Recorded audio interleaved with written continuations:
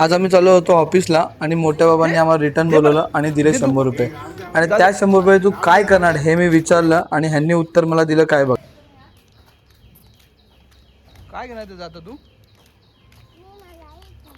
काय खाणार? मलाई खाणार 100 रुपयाची? चलो.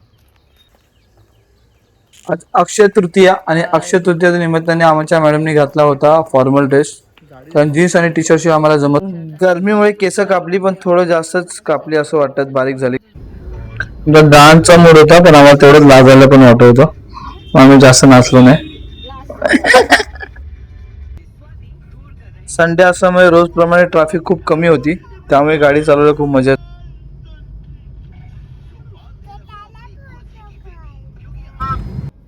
ट्रॅफिक तर भेटली नाही पण सीएनजी ला खूप ट्रॅफिक भेटली आम्हाला. संडे असल्यामुळे जबरदस्त लाईन होती, त्याच्यामुळे थोडा ऑफिसला वेळ होत होता. आज अक्षय तृतीया त्याच्यामुळे आम्ही महाराजांचे दर्शन घेतले आणि पुढे आम्ही सहज निघून गेलो. जसं आम्ही शोरूमला पोहोचलो तर माहीत पडलं ज्यांच्याकडे आम्ही खरंच चावी ठेवतो त्यांचं दुकान बंद आहे. कशामुळे बंद आहे हे आम्हाला माहीत नव्हतं.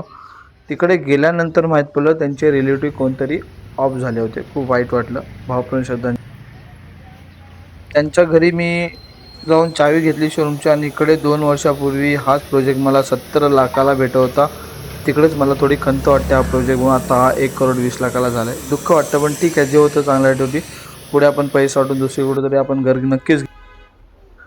तशी तर आम्ही पूजा रोजच करतो पण अक्षय तृतीया असल्यामुळे आम्ही आज खूप व्यवस्थित नीटनेटकी पूजा केली. थोडा देवाला वेळ.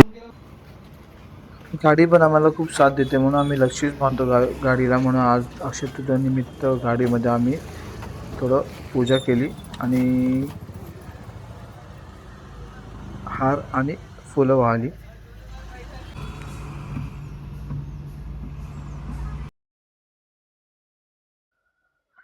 फायनल डिओसाठी एक अर्जंट कस्टमर आला आणि त्यांना अर्जंट गाडी पाहिजे होती आणि डिलेवरी पण पाहिजे होती. त्यांनी कॅश पेमेंट केलं आणि गाडी घेऊन गेले. त्यांना खूप चांगली सर्व्हिस वाटली. आम्ही 45चा बजेट ठेवला होता, गाडी आम्ही 38ला विकली. लास्ट न्यू एनटॉक दिली गाडी डिलेवरी आणि आम्ही निघालो. लवकरच भेटू पुढच्या ब्लॉगमध्ये.